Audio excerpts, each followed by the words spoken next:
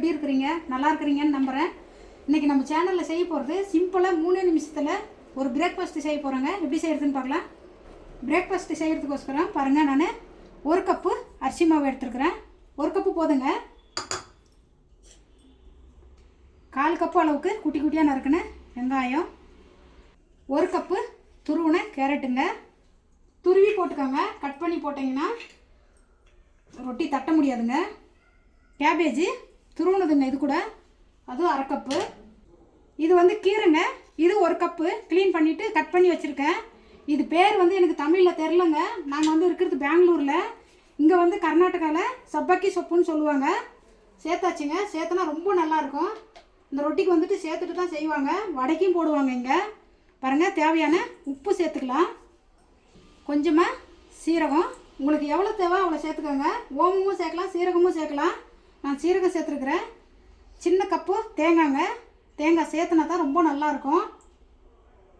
காரத்துக்கு 3 பச்சை மிளகாங்க, குட்டி குட்டியாக நறுக்குனது. இப்போ இதெல்லாம் சேர்த்துட்டு எல்லாம் மிக்ஸ் ஆகிற அளவுக்கு நல்லா மிக்ஸ் பண்ணி எடுத்துக்கலாங்க.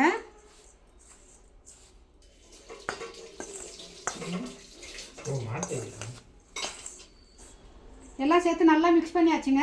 இப்போ நம்ம கொதிக்க வச்ச தண்ணி சேர்த்துக்கணுங்க. பச்சை தண்ணி சேர்த்துனீங்கன்னா ரொட்டி தட்டுக்குள்ளே வரவே வராது.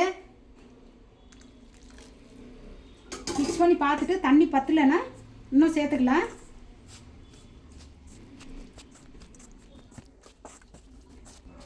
பாருங்கள், மாவு வந்துட்டு இந்தளவு கொல கொலன்னு இருக்கணுங்க. ரொம்ப கெட்டியாக பிசைஞ்சிடாதீங்க, ரொட்டி தட்ட முடியாதுங்க. இப்போ நம்ம இது எப்படி தட்டுறதுன்னு பார்க்கலாம். நாங்கள் ரொட்டி தட்டுறதுக்காக பாருங்கள், வாழை இலை கட் பண்ணி போட்டு வச்சுருக்கேன். அதுக்கு எண்ணெய்லாம் தடவுறதுக்கு தேவையில்லைங்க. பாருங்கள், இந்த மாதிரி வச்சுட்டு தட்டிக்கினீங்கன்னா ஈஸியாக இருக்குங்க போடுறதுக்கு. பாருங்கள், இவ்வளோ மெலிசாக தட்டி எடுத்துக்கோங்க. நீங்கள் இன்னும் பெருசாக வேணும்னா கூட இன்னும் பெருசாக வாழை இலை அகலமாக கட் பண்ணி தட்டிக்கோங்க. நான் கொஞ்சம் சின்ன சின்னதாக தான் தட்டியிருக்கேன். எப்படி சுடுறதுன்னு பார்க்கலாம். தவா காஞ்சிடுச்சுங்க. தட்டின ரொட்டி நம்ம இப்போ போட்டுக்கலாம். பாருங்கள், இந்த மாதிரி போட்டுடலாம். போட்டு 10 செகண்ட் விட்டால் போதுங்க, வாழை இலை வந்துடும். ரொட்டி போட்டு 10 செகண்ட் ஆயிடுச்சுங்க. இப்போ பாருங்கள், இந்த மாதிரி வாழை இலை எடுத்தால் அப்படியே வந்துடுங்க. ஈஸியாக தட்டுறது நான் உங்களுக்கு சொல்லி கொடுத்துருக்கேன். இப்போ நம்ம இது ஒரு சைடு எண்ணெய் போட்டுட்டு, இப்போ நம்ம ஒரு சைடு எண்ணெய் போட்டுட்டு ஒரு நிமிஷம் வேக வச்சுக்கினா போதுங்க.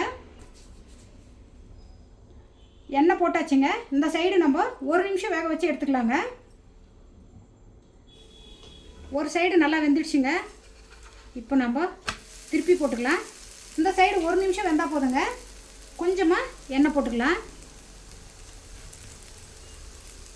2 சைடு நல்லா வெந்துடுச்சுங்க. எடுத்துடலாம். எடுத்துகிட்டு எல்லா ரொட்டி இதே மாதிரி சுட்டு எடுத்துக்கலாங்க. பாருங்கள், நம்மளோட 3 நிமிஷம் பிரேக்ஃபாஸ்ட் ரெடி ஆகிடுச்சிங்க. செஞ்சு சாப்பிட்டு பாருங்கள். வேணும்னா இதுக்கு சட்னி வச்சுக்கோங்க. ஏன்னா காரம் எல்லாமே போட்டுட்ருக்குறோம். சட்னி இல்லாமல் சாப்பிட்டாலே செம்மையாக இருக்குங்க. வேறு ஒரு வீடியோவோடு பார்க்கலாங்க. வணக்கங்க.